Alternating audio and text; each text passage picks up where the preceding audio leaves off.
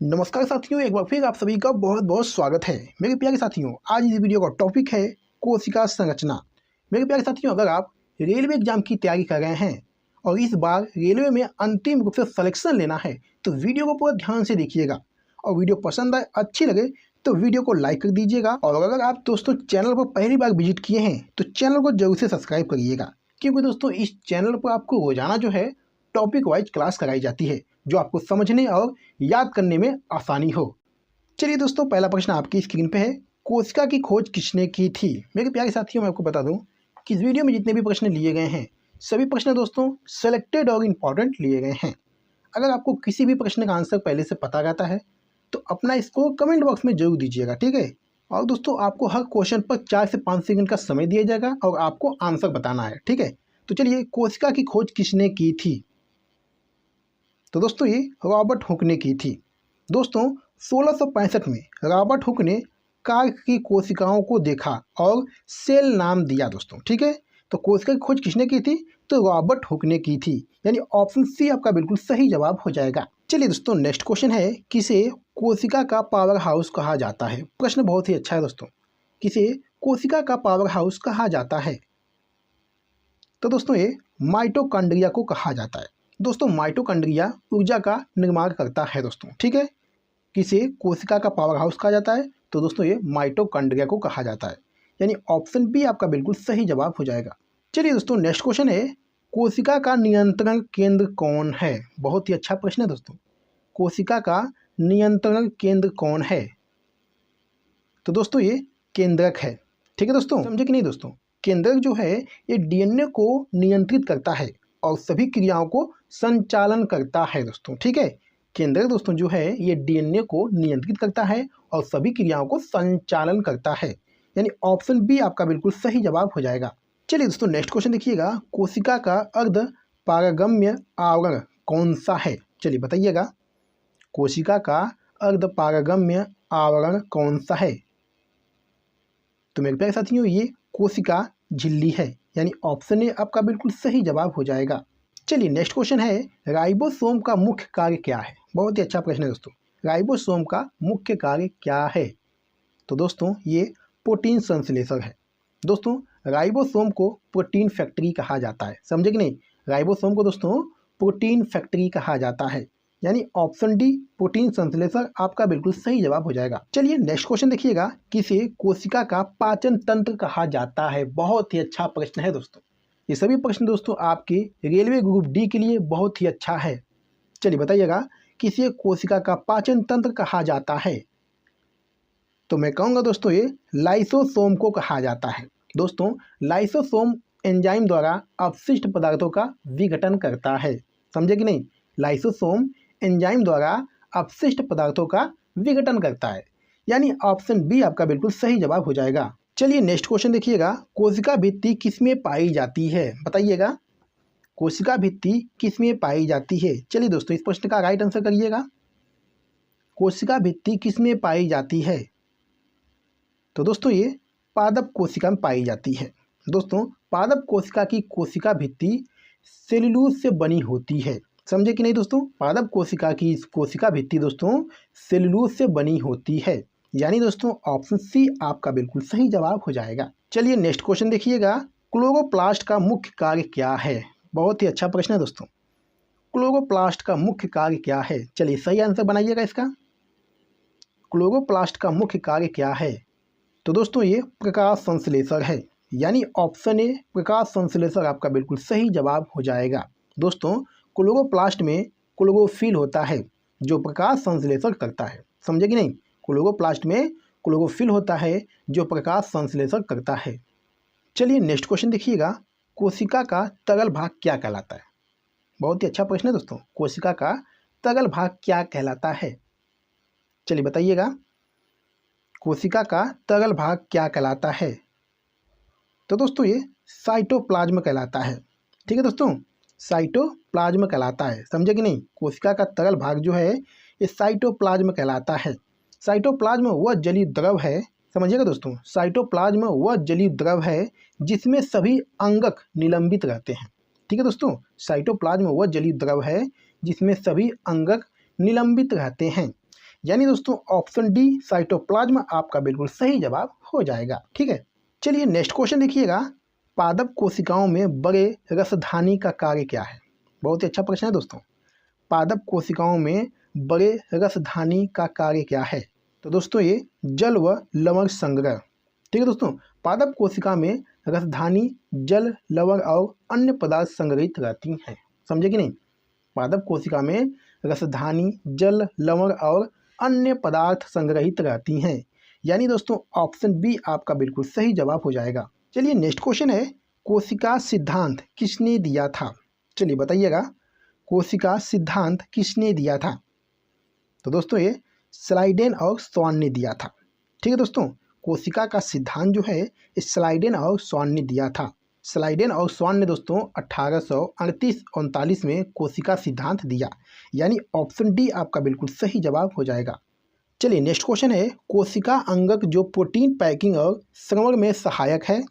तो मेरे प्यारे साथियों ये गोल्जी तंत्र है। समझे कि नहीं, कोशिका अंगक में जो प्रोटीन पैकिंग और संक्रमण में सहायक है वो गोल्जी तंत्र है। दोस्तों गोल्जी तंत्र प्रोटीन और लिपिड का एक संक्रमण व पैकिंग करता है। समझे कि नहीं दोस्तों, गोल्जी तंत्र प्रोटीन और लिपिड का संक्रमण व पैकिंग करता है। यानी दोस्तों ऑप्शन सी आपका बिल्कुल सही जवाब हो जाएगा। चलिए दोस्तों नेक्स्ट क्वेश्चन देखिएगा, केंद्रक का द्रव भाग क्या कहलाता है। चलिए बताइएगा, केंद्रक का द्रव भाग क्या कहलाता है। तो दोस्तों ये न्यूक्लियोप्लाज्म कहलाता है। दोस्तों केंद्रक के भीतर पाए जाने वाला द्रव जो है ये दोस्तों न्यूक्लियोप्लाज्म कहलाता है। समझे कि नहीं दोस्तों, केंद्रक के भीतर पाए जाने वाला द्रव न्यूक्लियोप्लाज्म कहलाता है। यानी ऑप्शन ए न्यूक्लियोप्लाज्म आपका बिल्कुल सही जवाब हो जाएगा। चलिए नेक्स्ट क्वेश्चन देखिएगा, किस अंगक को कोशिका की आत्महत्या की थैली कहा जाता है। चलिए बताइएगा, ये भी प्रश्न आपके दोस्तों हर एग्जाम में बार बार पूछा जाता है। ठीक है दोस्तों, किस अंगक को कोशिका की आत्महत्या की थैली कहा जाता है। तो दोस्तों ये लाइसोसोम को कहा जाता है।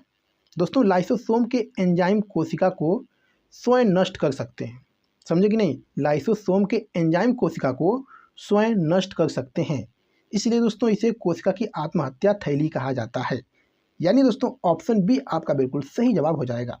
चलिए नेक्स्ट क्वेश्चन, क्रोमोसोम किससे बने होते हैं। चलिए बताइएगा, इस प्रश्न का सही आंसर क्या बनेगा दोस्तों, क्रोमोसोम किससे बने होते हैं। तो दोस्तों ये डीएनए और प्रोटीन से बने होते हैं। ठीक है दोस्तों, समझे कि नहीं, क्रोमोसोम जो है ये डीएनए व हिस्टोन प्रोटीन से बने होते हैं। यानी दोस्तों ऑप्शन बी आपका बिल्कुल सही जवाब हो जाएगा। चलिए नेक्स्ट क्वेश्चन है, ध्यान दीजिएगा दोस्तों, पशु कोशिका में किस संरचना का अभाव होता है। पशु कोशिका में किस संरचना का अभाव होता है। तो दोस्तों ये कोशिका भित्ति का। केवल दोस्तों पादप कोशिका में कोशिका भित्ति होती है। समझे कि नहीं दोस्तों, केवल पादप कोशिका में कोशिका भित्ति होती है। यानी दोस्तों ऑप्शन सी कोशिका भित्ति आपका बिल्कुल सही जवाब हो जाएगा। चलिए नेक्स्ट क्वेश्चन है, एंडोप्लाज्मिक रेटिकुलम का कार्य क्या है। चलिए बताइएगा, एंडोप्लाज्मिक रेटिकुलम का कार्य क्या है। तो दोस्तों ये प्रोटीन और लिपिड संश्लेषण का कार्य इसका है। ठीक है दोस्तों, प्रोटीन और लिपिड संश्लेषण का कार्य है। यानी दोस्तों ऑप्शन ए आपका बिल्कुल सही जवाब हो जाएगा। चलिए नेक्स्ट क्वेश्चन है, किस कोशिका अंगक में डीएनए व आरएनए दोनों पाए जाते हैं।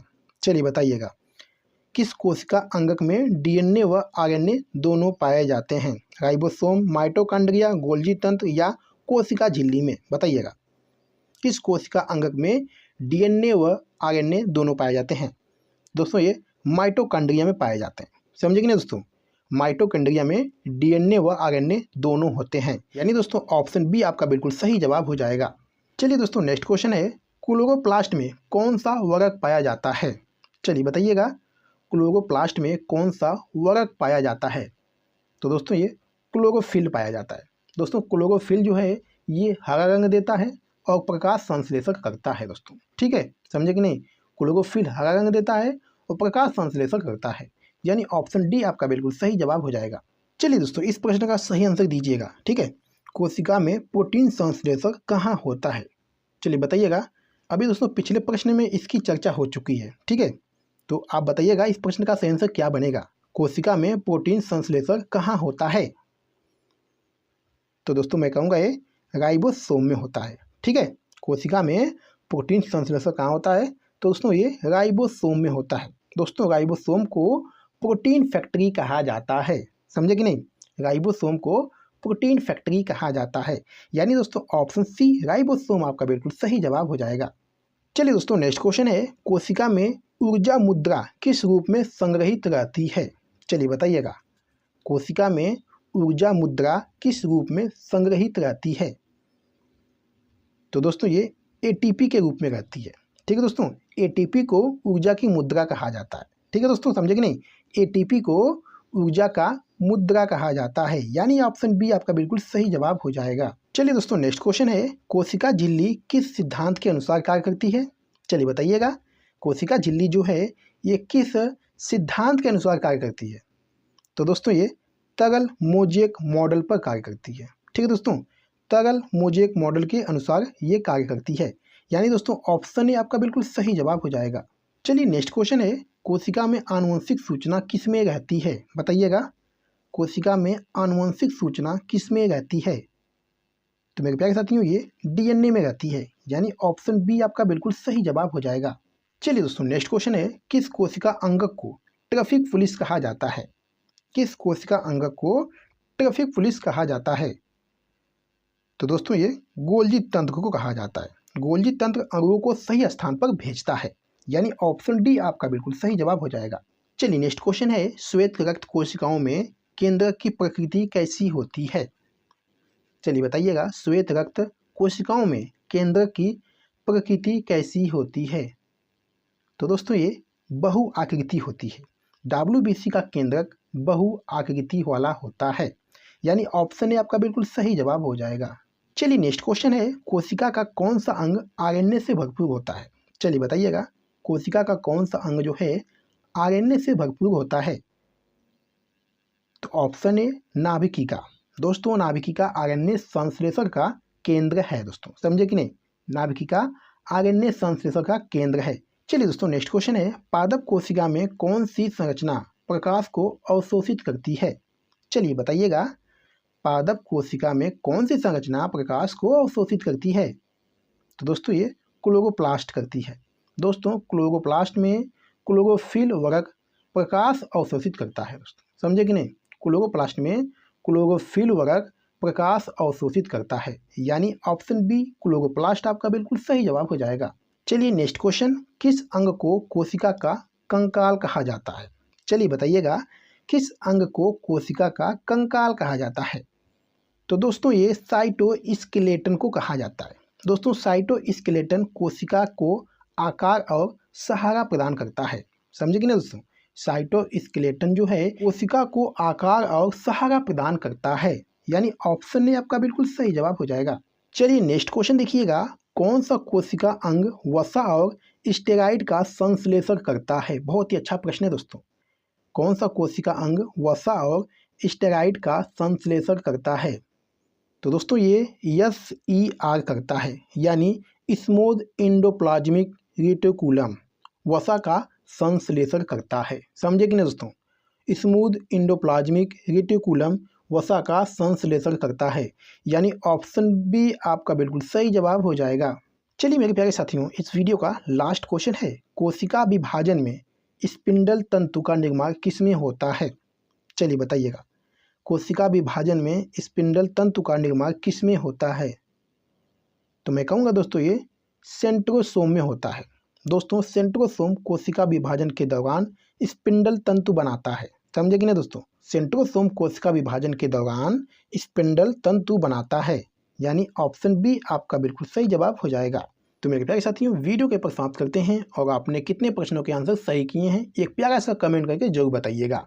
और वीडियो अच्छी लगी तो वीडियो को लाइक और अपने दोस्तों के साथ शेयर करना ना भूलिएगा, ठीक है?